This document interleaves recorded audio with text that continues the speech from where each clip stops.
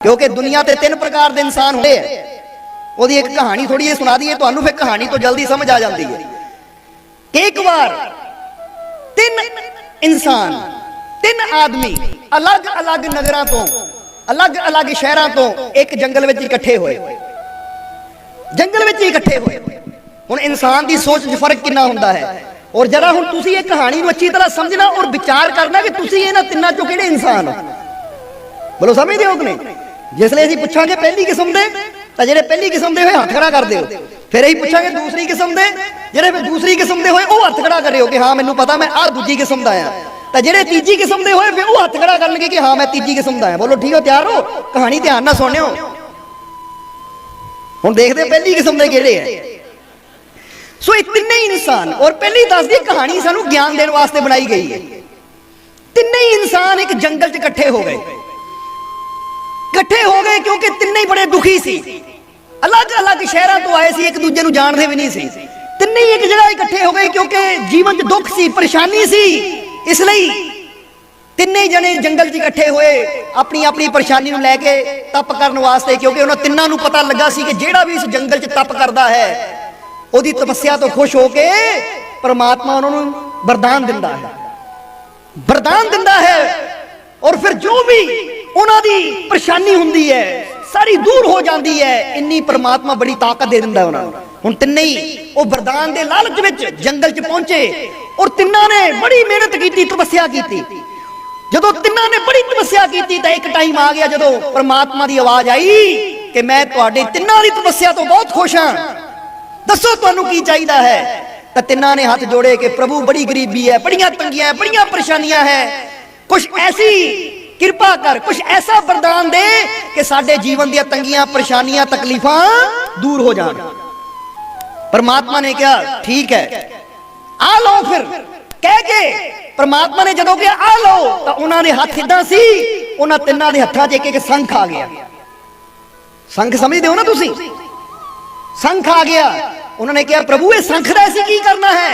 परमात्मा ने कहा ये जादू दा शंख है, ये चमत्कारी शंख है, इहदे नूं रख के तुसीं जो भी इहदे कोलों मंगोगे वो तुहानू मिलेगा। पर ये याद रखो जिन्ना तुहानू मिलेगा तो दुगना तुहाडे गुआंढी नूं मिलना है। आंढ गुआंढ जिहड़े होणगे ना उन्हां नूं दुगना मिलना है जिन्ना तुसीं मंगना है। हुण तिन्नां ने शंख ले, पर कहन लगा एक बंदा कहंदा प्रभु ये की है? तपस्या मैं की, इन्ने साल भुखा प्यासा रह के फायदा गुआंढी ले जाण, ये किदां हो सकदा? परमात्मा ने कहा हुण तुहाडी मर्जी है, बरतना बरतो या घर ले जाके सजा के रख लो, ये हुण तुहाडी मर्जी है। पर शर्त यही है कि जदों भी तुसीं जो भी मंगना है तुहाडे आंढ गुआंढ जो भी होणगे उन्हां नूं तुहाडे तों दुगना मिलना। यानी लैफ्ट राइट जिहड़े घर होणगे ना, जे तुसीं एक चीज मंगी, फर्क करो बंदा कहंदा मैं एक कार मंग लई तां आंढियां गुआंढियां दो मिल जाणियां है। हुण शंख लैके तिन्ने ही तुर पे, पर मन च सोचण लगे हैं ये की हो गया? क्योंकि कई बार दस्सिया कि बंदा अपने दुख तो घट दुखी तो दूजे दे सुख तो ज्यादा दुखी हो जाता, उन्होंने क्यों मिलता? हुण पहला बंदा शंख लैके अपने घर चला गया, अपने नगर चला गया, दूजा अपने शहर चला गया, तीजा अपने शहर चला गया। हुण जिहड़ा पहला आदमी सी ओहदी सुरती देखो, ओहदी सोच देखो। क्योंकि दस्सिया कि 3 किस्म के इंसान हुंदे हैं। पहली किस्म का इंसान वो किहड़ा सी? हुण दसना ओहदी बुद्धि किहड़ी है। क्योंकि तुसीं भी बड़े समझदार हो, सत्संगी हो, इन्ना के जवाब तो तुसीं भी दे सकते हो पहले इंसान की बुद्धि कैसी है। हुण पहला इंसान घर आया, घर दे विच कक्खां दी कुल्ली, पत्नी ने कहा हाँ जी गए सी तपस्या वास्ते, किदां? वो कहंदा तपस्या तो पूरी हो गई पर एक खराबी हो गई, आ मैनूं परमात्मा ने चमत्कारी शंख दिता है। वो कहंदी फिर तो बड़ी खुशी की गल है, की कर सकदा है? वो कहंदे जो मंगोगे मैनूं मिलेगा, सानू मिलेगा। पर इक्को ही गल अफसोस दी है कि जदों ऐसे ही मंगना है जिन्ना सानू मिलना गुआंढियां नूं उह तों दुगना मिलना है। हुण तां घर वाली भी उदास हो गई है। इत्थां ये तां बंदे नूं खुशी होनी चाहिदी है कि चलो गुआंढियां नूं दुगना मिले, सानू भी तां मिल रहा है ना। वो कहंदी पर एक बार मंग के तां देखो तुसीं कि इह च कोई शक्ति है भी या नहीं। सो पहले ने जो पहला आदमी सी उन्हें घर वाली दे कहण ते जदों मंगिया शंख कोलों कि सानू अच्छा पकवान दे, हुण उन्हां मोरे एक थाली आ गई पकवान दी, पर गुआंढियां मोरे 2 आ गई। गुआंढी बड़े खुश होए, वाह कित्थों आ गया स्वादिष्ट भोजन। ਹੁਣ ਜਦੋਂ ਭੋਜਨ ਖਾ ਰਹੇ ਹੈ ਪਰ ਗੁਆਂਢੀ ਚੀਕਾਂ ਮਾਰ ਰਹੇ ਆ, ਉਹ ਕਿੱਥੋਂ ਇੰਨਾ ਸਵਾਦਿਸ਼ਟ ਭੋਜਨ ਆ ਗਿਆ ਤਾਂ ਇਹਨਾਂ ਨੂੰ ਭੋਜਨ ਦਾ ਸਵਾਦ ਨਹੀਂ ਆ ਰਿਹਾ। ਪਰਮਾਤਮਾ ਸਵਾਦ ਤਾਂ ਸਾਨੂੰ ਦਿੰਦਾ ਹੈ, ਹਰ ਚੀਜ਼ ਦਾ ਅਸੀਂ ਸਵਾਦ ਲੈ ਸਕਦੇ ਹਾਂ, ਪਰ ਕੀ ਕਰੀਏ ਅਸੀਂ ਸਵਾਦ ਲੈ ਕਿਉਂ ਨਹੀਂ ਪਾਉਂਦੇ? ਕਿਉਂਕਿ ਸਾਡਾ ਧਿਆਨ ਹਮੇਸ਼ਾ ਦੂਜੇ ਵੱਲ ਲੱਗਾ ਰਹਿੰਦਾ ਹੈ। ਦੂਜੇ ਨੂੰ ਕਿਉਂ ਮਿਲ ਰਿਹਾ ਹੈ, ਦੂਜੇ ਨੂੰ ਕਾਹਤੇ ਰੱਬ ਦੇ ਰਿਹਾ ਹੈ। ਔਰ ਇਹੀ ਕਾਰਨ ਹੈ ਇਨਸਾਨ ਦੇ ਦੁੱਖਾਂ ਦਾ। ਇਸ ਲਈ ਪਹਿਲਾ ਇਨਸਾਨ ਹੁਣ ਮਨ 'ਚ ਦੁਖੀ ਹੋ ਗਿਆ, ਪਰ ਹੁਣ ਕੱਖਾਂ ਦੀ ਕੁੱਲੀ ਸੀ, ਇਸ ਲਈ ਕਿੰਨੀ ਕੁ ਦੇਰ ਕੱਖਾਂ ਦੀ ਕੁੱਲੀ 'ਚ ਰਹਿਣਾ। ਉਹਨਾਂ ਸੰਤ ਕੋਲੋਂ ਮੰਗਿਆ ਕਿ ਮੈਨੂੰ ਥੋੜੀ ਆਲੀਸ਼ਾਨ ਕੋਠੀ ਦੇ ਦੇ। ਜਦੋਂ ਕੋਠੀ ਮੰਗੀ, ਉਹਨੇ ਇੱਕ ਮੰਗੀ, ਉੱਥੇ ਇੱਕ ਪੈ ਗਈ, ਗੁਆਂਢੀਆਂ ਦੀ ਦੋ ਦੋ ਖੜੀਆਂ ਹੋ ਗਈਆਂ। ਬਾਹਰ ਨਿਕਲ ਕੇ ਦੇਖਿਆ, ਇੱਧਰ ਵੀ ਦੋ, ਇੱਧਰ ਵੀ ਦੋ। ਉਹ ਗੁਆਂਢੀ ਤਾਂ ਖੁਸ਼ ਹੋ ਗਏ, ਲੈ ਵੀ ਆ ਦੋ ਦੋ ਕੋਠੀਆਂ ਆਲੀਸ਼ਾਨ। ਹੁਣ ਆਪਣੀ ਇੱਕ ਕੋਠੀ ਦੇਖ ਕੇ ਉਹ ਖੁਸ਼ੀ ਨਹੀਂ ਹੋ ਰਹੀ, ਗੁਆਂਢੀਆਂ ਦੇ ਦੋ ਕੋਠੀਆਂ ਦੇਖ ਕੇ, ਦੋ ਦੋ ਕੋਠੀਆਂ ਦੇਖ ਕੇ ਜਲਨ ਹੋ ਰਹੀ ਹੈ ਕਿ ਇਹਨਾਂ ਨੂੰ ਦੋ ਦੋ ਕਿਉਂ ਮਿਲ ਗਈ। ਆਖਰ ਫਿਰ ਸ਼ੈਤਾਨ ਬੰਦੇ ਨੇ ਕੀ ਕੀਤਾ, ਕਹਿੰਦਾ ਜੇ ਇਹੀ ਹੈ ਨਾ ਫਿਰ ਕੋਈ ਗੱਲ ਨਹੀਂ, ਫਿਰ ਏਦਾਂ ਠੀਕ ਹੈ। ਫਿਰ ਇਹਦਾ ਕੀ ਮੰਗਿਆ, ਸੰਖ ਮੇਰੀ ਇੱਕ ਅੱਖ ਕਾਣੀ ਕਰ ਦੇ। ਹੁਣ ਜਰਾ ਗੌਰ ਕਰੋ, ਮੇਰੀ ਇੱਕ ਅੱਖ ਕਾਣੀ ਕਰ ਦੇ, ਯਾਨੀ ਮੈਨੂੰ ਇੱਕ ਅੱਖ ਤੋਂ ਦਿਖਣਾ ਬੰਦ ਹੋ ਜਾਵੇ। ਹੁਣ ਕੀ ਹੋਣਾ ਸੀ ਫਿਰ, ਇਹਨਾਂ ਇੱਕ ਮੰਗੀ ਤਾਂ ਗੁਆਂਢੀਆਂ ਦੋਨੇ ਅੰਨੀਆਂ ਹੋ ਗਈਆਂ। ਹੁਣ ਖੁਸ਼ ਹੋਣ ਲੱਗਾ, ਕੋਈ ਨਹੀਂ ਮੈਂ ਤਾਂ ਸਾਰੀ ਜ਼ਿੰਦਗੀ ਖਾਣਾ ਲੈ ਲੂੰ, ਇਹਨਾਂ ਨੂੰ ਉਹਨੇ ਕਰ ਦਿੱਤਾ। ਹਾਲੇ ਵੀ ਬਸ ਨਹੀਂ ਹੋਈ, ਫਿਰ ਮੰਗਿਆ, ਹੈ ਪਰਮਾਤਮਾ, ਹੈ ਪ੍ਰਭੂ ਮੇਰੀ ਕੋਠੀ ਦੇ ਦਰਵਾਜ਼ੇ ਅੱਗੇ ਇੱਕ ਖੂਹ ਬਣਾ ਦੇ।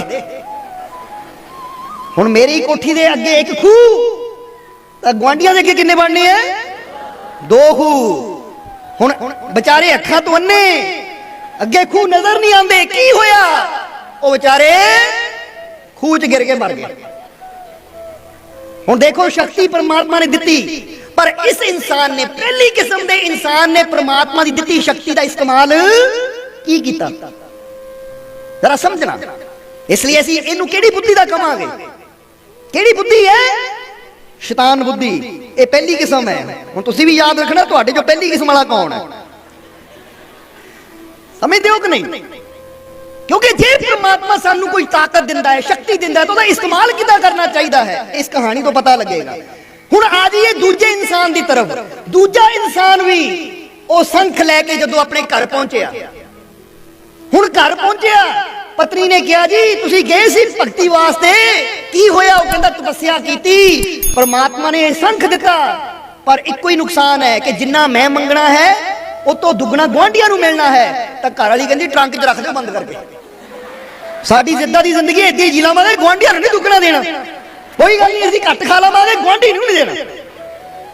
ਉਹਨੇ ਟਰੰਕ 'ਚ ਸੰਖ ਰੱਖਿਆ ਔਰ ਲੋਕ ਲਾ ਦਿੱਤਾ, ਉਹਨੂੰ ਕਦੀ ਵਰਤਿਆ ਹੀ ਨਹੀਂ। ਇਹ ਦੂਜੀ ਕਿਸਮ ਦਾ ਇਨਸਾਨ ਹੈ ਕਿ ਚਲੋ ਜੇ ਮੈਂ ਨਹੀਂ ਲੈਣਾ ਤਾਂ ਦੂਜੇ ਨੂੰ ਵੀ ਨਹੀਂ ਦੇਣਾ, ਕਿਸੇ ਦਾ ਨਫਾ ਨਹੀਂ ਕਰਨਾ ਤਾਂ ਕਿਸੇ ਦਾ ਨੁਕਸਾਨ ਵੀ ਨਹੀਂ ਕਰਨਾ। ਇਹ ਦੂਸਰੀ ਕਿਸਮ ਦਾ ਇਨਸਾਨ ਹੈ। ਆਪਣੀ ਜ਼ਿੰਦਗੀ ਕਹਿੰਦਾ ਗਰੀਬੀ ਜੀ ਲੂੰ ਮੈਂ, ਪਰ ਮੈਂ ਕੁਝ ਏਦਾਂ ਦਾ ਨਹੀਂ ਕਰਨਾ ਕਿ ਦੂਜੇ ਨੂੰ ਫਾਇਦਾ ਹੋਵੇ, ਦੂਜੇ ਦਾ ਭਲਾ ਹੋਵੇ। ਹੁਣ ਇਹਨਾਂ ਦਾ ਟਰੰਕ ਨੇ ਬੰਦ ਕਰ ਲਿਆ ਔਰ ਉਹ ਸਾਰੀ ਮਿਹਨਤ, ਜੋ ਸਾਰੀ ਸ਼ਕਤੀ ਸੀ, ਉਹ ਬੇਕਾਰ ਹੋ ਗਈ। ਕਿਉਂਕਿ ਜੇ ਸ਼ਕਤੀ ਦਾ ਇਸਤੇਮਾਲ ਹੀ ਨਾ ਕੀਤਾ ਤਾਂ ਸ਼ਕਤੀ ਕਿਸ ਕੰਮ ਦੀ, ਜਰਾ ਸੋਚੋ। ਜੇ ਤੁਹਾਡੇ ਕੋਲ ਕੋਈ ਤਾਕਤ ਹੈ, ਕੋਈ ਸ਼ਕਤੀ ਹੈ, ਤੁਸੀਂ ਉਹਦਾ ਇਸਤੇਮਾਲ ਹੀ ਨਾ ਕੀਤਾ, ਜਾਂ ਇਦਾਂ ਸਮਝ ਲਓ ਕਿ ਤੁਹਾਡੇ ਕੋਲ ਖਜ਼ਾਨਾ ਹੈ ਔਰ ਤੁਸੀਂ ਫਿਰ ਮੰਗਤੇ ਦੀ ਤਰ੍ਹਾਂ ਜ਼ਿੰਦਗੀ ਗੁਜ਼ਾਰਦੇ ਹੋ, ਤਾਂ ਖਜ਼ਾਨੇ ਦਾ ਫਿਰ ਫਾਇਦਾ ਕੀ ਹੈ? ਨਜ਼ਰ ਤਾਂ ਫੇਰ ਹੈ ਕਿ ਜੇ ਤੁਹਾਡੇ ਕੋਲ ਖਜ਼ਾਨਾ ਹੈ ਤਾਂ ਤੁਸੀਂ ਉਹ ਖਜ਼ਾਨੇ ਦਾ ਸਹੀ ਉਪਯੋਗ ਕਰੋ। ਇਸ ਲਈ ਤੀਸਰੇ ਇਨਸਾਨ ਨੇ ਕੀ ਕੀਤਾ, ਤੀਸਰਾ ਇਨਸਾਨ ਜਦੋਂ ਘਰ ਪਹੁੰਚਿਆ ਬੜਾ ਖੁਸ਼ ਸੀ, ਬੜਾ ਖੁਸ਼। ਤਾਂ ਉਹਦੀ ਘਰ ਵਾਲੀ ਕਹਿੰਦੀ ਬੜੇ ਖੁਸ਼ ਹੋ ਜੀ, ਕੀ ਤੁਹਾਡੀ ਤਪੱਸਿਆ ਪੂਰਨ ਹੋ ਗਈ? ਤੁਸੀਂ ਗਏ ਸੀ ਭਗਤੀ ਕਰਨ, ਤਪੱਸਿਆ ਕਰਨ? ਉਹ ਕਹਿੰਦਾ ਹਾਂ ਮੇਰੀ ਤਪੱਸਿਆ ਪੂਰੀ ਹੋ ਗਈ। ਦੇਖ ਪਰਮਾਤਮਾ ਨੇ ਸਾਨੂੰ ਕਿੱਦਾਂ ਦਾ ਵਰਦਾਨ ਦਿੱਤਾ, ਆ ਸੰਖ ਮੈਨੂੰ ਮਿਲਿਆ ਹੈ। ਔਰ ਸਭ ਤੋਂ ਬੜੀ ਗੱਲ ਤਾਂ ਇਹ ਹੈ ਕਿ ਜਿੰਨਾ ਮੈਂ ਇਹਦੇ ਕੋਲੋਂ ਮੰਗਣਾ ਉਹ ਤੋਂ ਦੁੱਗਣਾ ਗੁਆਂਢੀਆਂ ਨੂੰ ਮਿਲਣਾ ਹੈ। ਘਰ ਵਾਲੀ ਕਹਿੰਦੀ ਸਿਰਫ ਗੁਆਂਢੀਆਂ ਨੂੰ ਮਿਲਣਾ ਹੈ? ਉਹ ਕਹਿੰਦਾ ਹਾਂ, ਇਸ ਲਈ ਗੁਆਂਢੀਆਂ ਨੂੰ ਬੁਲਾ, ਆਪਣੇ ਆਂਢ ਗੁਆਂਢ ਦੇ ਦੋਨਾਂ ਮੈਂਬਰਾਂ ਨੂੰ ਬੁਲਾ। ਉਹਨਾਂ ਦੋਨਾਂ ਨੂੰ ਬੁਲਾਇਆ, ਕੋਲ ਬਿਠਾਇਆ, ਕਹਿੰਦਾ ਦੇਖੋ ਜੇ ਮੈਂ ਤੁਹਾਨੂੰ ਕਹਾਂ ਕਿ ਤੁਹਾਡੇ ਕੋਲ ਦੋ ਦੋ ਕੋਠੀਆਂ ਹੋਣਗੀਆਂ ਤਾਂ ਕੀ ਤੁਸੀਂ ਇੱਕ ਕੋਠੀ ਆਪਣੇ ਨਾਲ ਦੇ ਗੁਆਂਢੀ ਨੂੰ ਦੇ ਸਕਦੇ ਹੋ? ਕਿਉਂਕਿ ਤੁਸੀਂ ਮੇਰੇ ਨਾਲ ਹੋ, ਤੁਹਾਡੇ ਨਾਲ ਵੀ ਅੱਗੇ ਗੁਆਂਢੀ ਹੈ। ਅਗਰ ਮੈਂ ਤੁਹਾਨੂੰ ਦੋ ਦੋ ਕੋਠੀਆਂ ਬਿਨਾਂ ਤੁਹਾਨੂੰ ਇੱਕ ਪੈਸਾ ਲਿਆ ਦੇ ਦੇਵਾਂ ਤਾਂ ਤੁਹਾਨੂੰ ਮੇਰੇ ਨਾਲ ਵਚਨ ਕਰਨਾ ਪਏਗਾ ਕਿ ਤੁਸੀਂ ਇੱਕ ਕੋਠੀ ਆਪਣੇ ਅਗਲੇ ਗੁਆਂਢੀ ਨੂੰ ਦੋਗੇ। ਤਾਂ ਉਹਨਾਂ ਨੇ ਕਿਹਾ ਭਾਈ ਜੇ ਸਾਨੂੰ ਕੋਠੀ ਮਿਲਦੀ ਹੈ ਇੱਕ ਪੈਸਾ ਖਰਚੇ ਤੋਂ ਬਿਨਾਂ ਤਾਂ ਸਾਡਾ ਕੀ ਜਾਂਦਾ ਹੈ? ਜੇ ਸਾਡੀਆਂ ਦੋ ਹੋਈਆਂ ਤਾਂ ਇੱਕ ਅਸੀਂ ਦੇ ਦੇਵਾਂਗੇ ਤੇਰੇ ਕਹਿਣ ਤੇ। ਕਹਿੰਦਾ ਪੱਕੀ ਗੱਲ ਹੈ, ਲਿਖ ਦਿਓ ਕਾਗਜ਼ ਤੇ ਕਿ ਜਿੰਨਾ ਤੁਹਾਨੂੰ ਮਿਲੇਗਾ, ਜਿੰਨਾ ਵੀ ਮਿਲੇਗਾ ਉਹ ਤੁਸੀਂ ਅੱਗੇ ਦੂਜਿਆਂ ਨੂੰ ਵੀ ਦੇਣਾ ਹੈ, ਦੂਜਿਆਂ ਨੂੰ ਵੰਡਣਾ ਹੈ। ਉਹਨੇ ਸਾਰੀ ਐਗਰੀਮੈਂਟ ਲਿਖਾ ਲਿਆ ਔਰ ਫਿਰ ਉਹਨਾਂ ਸੰਖ ਕੋਲੋਂ ਮੰਗਿਆ ਮੈਨੂੰ ਇੱਕ ਕੋਠੀ ਦੇ। ਉਹਨੂੰ ਇੱਕ ਮਿਲੀ ਤਾਂ ਗੁਆਂਢੀਆਂ ਨੂੰ ਦੋ ਦੋ ਮਿਲੀਆਂ, ਪਰ ਬਚਨ ਕਰ ਚੁੱਕੇ ਸੀ, ਇਸ ਲਈ ਉਹਨਾਂ ਨੇ ਇੱਕ ਇੱਕ ਅੱਗੇ ਦੂਜਿਆਂ ਨੂੰ ਦੇ ਦਿੱਤੀ। ਇਹ ਤੀਸਰੀ ਬੁੱਧੀ ਹੈ ਜਿਹਨੂੰ ਆਪਾਂ ਕਹਾਂਗੇ ਸਰਵੋਤਮ ਬੁੱਧੀ। ਫਿਰ ਉਹਨੇ ਕੀ ਕੀਤਾ? ਸੰਖ ਉਹਦੇ ਕੋਲ ਸੀ, ਉਹਨਾਂ ਆਪਣਾ ਉਹ ਘਰ ਵੇਚਿਆ ਜਿੱਥੇ ਉਹ ਰਹਿੰਦਾ ਸੀ, ਉਹ ਵੇਚ ਕੇ ਦੂਜੀ ਜਗ੍ਹਾ ਗਿਆ ਜਿੱਥੇ ਲਾਗੇ ਗਰੀਬ ਬੰਦੇ ਸੀ, ਆਂਢ ਗਰੀਬ ਗੁਆਂਢ ਗਰੀਬ। ਗੱਬੇ ਜਾ ਕੇ ਇੱਕ ਸਧਾਰਨ ਘਰ ਲੈ ਲਿਆ, ਉੱਥੇ ਜਾ ਕੇ ਉਹਨਾਂ ਨੂੰ ਬੁਲਾਇਆ ਕਿ ਜੇ ਮੈਂ ਤੁਹਾਨੂੰ ਦੋ ਦੋ ਕੋਠੀਆਂ ਦੇਵਾਂ ਕਿ ਆਪਣੇ ਨਾਲ ਦੂਜਿਆਂ ਨੂੰ ਦਊਂਗੇ? ਉਹ ਕਹਿੰਦੇ ਦੇਵਾਂਗੇ। ਉਹਨੇ ਫਿਰ ਸੰਖ ਤੋਂ ਮੰਗਿਆ, ਉਹਨੂੰ ਤਾਂ ਉੱਥੇ ਕੋਠੀ ਮਿਲੀ ਪਰ ਨਾਲ ਨਾਲ ਗੁਆਂਢੀਆਂ ਨੂੰ ਵੀ ਦੋ ਦੋ ਮਿਲ ਗਈਆਂ। ਉਹਨਾਂ ਨੇ ਫਿਰ ਦਿੱਤਾ, ਫਿਰ ਉੱਥੋਂ ਆਪਣਾ ਘਰ ਵੇਚ ਕੇ ਅੱਗੇ ਗਿਆ, ਉਸ ਜਗ੍ਹਾ ਗਿਆ ਜਿੱਥੇ ਦੇਖਿਆ ਹੋਰ ਗਰੀਬ ਲੋਕ ਰਹਿੰਦੇ ਹੈ, ਕਿਉਂਕਿ ਇਹ ਇਨਸਾਨ ਉਹ ਸੀ ਜਿਹਨੂੰ ਆਪਣੀ ਸ਼ਕਤੀ ਦਾ ਸਹੀ ਇਸਤੇਮਾਲ ਕਰਨਾ ਆਂਦਾ ਸੀ। ਉਹ ਕਹਿੰਦਾ ਜੇ ਪ੍ਰਮਾਤਮਾ ਨੇ ਮੈਨੂੰ ਸ਼ਕਤੀ ਦਿੱਤੀ ਤਾਂ ਇਹਦਾ ਲਾਭ ਮੈਂ ਕਿਉਂ ਲਵਾਂ? ਇਹਦਾ ਲਾਭ ਮੈਂ ਜਿੱਥੇ ਤੱਕ ਹੋ ਸਕੇ ਪੂਰੇ ਸੰਸਾਰ ਨੂੰ ਦੇਵਾਂ, ਹਰ ਘਰ ਤੱਕ ਇਹਦਾ ਲਾਭ ਪਹੁੰਚੇ। ਜਰਾ ਸੋਚੋ ਜੇ ਤੁਹਾਡੇ ਕੋਈ ਇਦਾਂ ਦੀ ਸ਼ਕਤੀ ਹੋਵੇ ਤਾਂ ਤੁਸੀਂ ਵੀ ਤਾਂ ਕਰ ਸਕਦੇ ਹੋ ਨਾ ਕਿ ਮੈਂ ਉੱਥੇ ਜਾਵਾਂ, ਕਿਉਂਕਿ ਮੇਰੇ ਕੋਲ ਤਾਂ ਜਾਦੂ ਦਾ ਸੰਖ ਹੈ। ਮੈਂ ਤਾਂ ਸਿਰਫ ਇਹਨੂੰ ਕਹਿਣਾ ਹੀ ਹੈ, ਕੋਈ ਮੈਂ ਮਿਹਨਤ ਥੋੜੀ ਕਰਨੀ ਹੈ, ਮੈਂ ਤਾਂ ਸਿਰਫ ਇਹਨੂੰ ਕਹਿਣਾ ਹੀ ਹੈ ਕਿ ਭਾਈ ਆਹ ਚੀਜ਼ ਬਣਾ ਦੇ। ਤਾਂ ਜਿੱਥੇ ਲੋਕ ਗਰੀਬ ਹੈ ਜੇ ਮੈਂ ਉੱਥੇ ਜਾ ਕੇ ਬਣਾਵਾਂ ਤਾਂ ਹਰ ਬੰਦੇ ਦੀ ਗਰੀਬੀ ਮੈਂ ਦੂਰ ਕਰ ਸਕਦਾ ਹਾਂ, ਹਰ ਭੁੱਖੇ ਦਾ ਪੇਟ ਮੈਂ ਭਰ ਸਕਦਾ ਹਾਂ, ਹਰ ਨੰਗੇ ਦੇ ਤਨ ਨੂੰ ਮੈਂ ਢੱਕ ਸਕਦਾ ਹਾਂ। ਇਸ ਲਈ ਉਹਨਾਂ ਉਹੀ ਕਰਮ ਕਰਨਾ ਸ਼ੁਰੂ ਕੀਤਾ। ਜਦੋਂ ਇਹ ਕਰਦੇ ਕਰਦੇ ਨੂੰ ਉਹਨੂੰ ਕੁਝ ਸਾਲ ਹੋ ਗਏ ਤਾਂ ਇੱਕ ਦਿਨ ਪਰਮਾਤਮਾ ਦੀ ਆਵਾਜ਼ ਆਈ, ਪਰਮਾਤਮਾ ਦੀ ਆਵਾਜ਼ ਆਈ ਕਿ ਮੈਂ ਤਿੰਨ ਇਨਸਾਨਾਂ ਨੂੰ ਸ਼ਕਤੀ ਦਿੱਤੀ ਸੀ ਪਰ ਇੱਕ ਨੇ ਇਹਦਾ ਦੁਰਉਪਯੋਗ ਕੀਤਾ, ਦੂਜੇ ਨੇ ਉਪਯੋਗ ਹੀ ਨਹੀਂ ਕੀਤਾ, ਪਰ ਤੂੰ ਇਹਦਾ ਸਦਉਪਯੋਗ ਕੀਤਾ। ਇਸ ਲਈ ਦੂਜਿਆਂ ਕੋਲੋਂ ਸ਼ਕਤੀ ਮੈਂ ਲੈ ਰਿਹਾ ਔਰ ਤੈਨੂੰ ਮੈਂ ਹੋਰ ਦੇ ਰਿਹਾ। ਜਰਾ ਗੌਰ ਕਰਨਾ, ਕਹਿੰਦੇ ਦੂਜਿਆਂ ਦੇ ਸੰਖ ਗਾਇਬ ਹੋ ਗਏ ਕਿਉਂਕਿ ਬੁਰੇ ਕਰਨ ਵਾਲੇ ਕੋ ਜ਼ਿਆਦਾ ਦੇਰ ਸ਼ਕਤੀ ਰਹਿੰਦੀ ਨਹੀਂ ਹੈ। ਜੇ ਇੱਕ ਇਨਸਾਨ ਕਿਸੇ ਉੱਚੀ ਪਦਵੀ ਤੇ ਬਹਿ ਜਾਵੇ, ਕਿਸੇ ਕੁਰਸੀ ਤੇ ਬਹਿ ਜਾਵੇ, ਫਰਜ਼ ਕਰੋ ਤੁਸੀਂ ਕਿਸੇ ਨੂੰ ਉੱਚੀ ਕੁਰਸੀ ਤੇ ਬਿਠਾ ਕੇ ਕੋਈ ਅਹੁਦਾ ਦੇ ਦਿੱਤਾ, ਤਾਂ ਜੇ ਉੱਥੇ ਬਹਿ ਕੇ ਆਪਣੀ ਸ਼ਕਤੀ ਦਾ ਦੁਰਉਪਯੋਗ ਕਰੇਗਾ ਤਾਂ ਫਿਰ ਦੁਬਾਰਾ ਕੀ ਹੁੰਦਾ ਉਹਦਾ? ਫਿਰ ਦੁਬਾਰਾ ਉਹਦੇ ਕੋਲੋਂ ਸ਼ਕਤੀ ਖਿੱਚ ਲਈ ਜਾਂਦੀ ਤਾਂ ਮੁੜ ਕੇ ਬੰਦਾ ਉਹਦੇ ਹੱਥ ਕਦੀ ਉਹ ਸ਼ਕਤੀ ਦਿੰਦਾ ਵੀ ਨਹੀਂ ਹੈ, ਕਿਉਂਕਿ ਪਤਾ ਹੈ ਦੁਰਉਪਯੋਗ ਕਰਨ ਵਾਲਾ ਹੈ। और ਜਿਹੜਾ सदउपयोग करता है, सही उपयोग करता है, बंदा कहता है परमात्मा इन्हू होर शक्ति दे, होर ताकत दे, क्योंकि जे इन्नी की ताकत है तां इन्ना उपयोग कर रहा है, जो होर ज्यादा होएगी ये होर ज्यादा उपयोग करेगा। ये तीसरी किस्म की बुद्धि है जिन्हों आपां कहांगे सर्वोत्तम बुद्धि या जिन्हों कहांगे ईश्वर बुद्धि, क्योंकि ईश्वर का काम ही है दूजियां नूं खुशी देनी, दूजियां दे जीवन च खुशियां दे रंग भरना। इसलिए तुसीं किहड़ी बुद्धि वाले हो? चलो हो जाए मर्जी, पर जे बन का मौका मिले तो तुसीं किहड़ी बुद्धि वाले बनना पसंद करोगे? यही जवाब दे दिओ सानूं, जवाब दे दिओ। पिछों नहीं आवाज आ रही? तीसरी बुद्धि वाले बनना पसंद करोगे ना?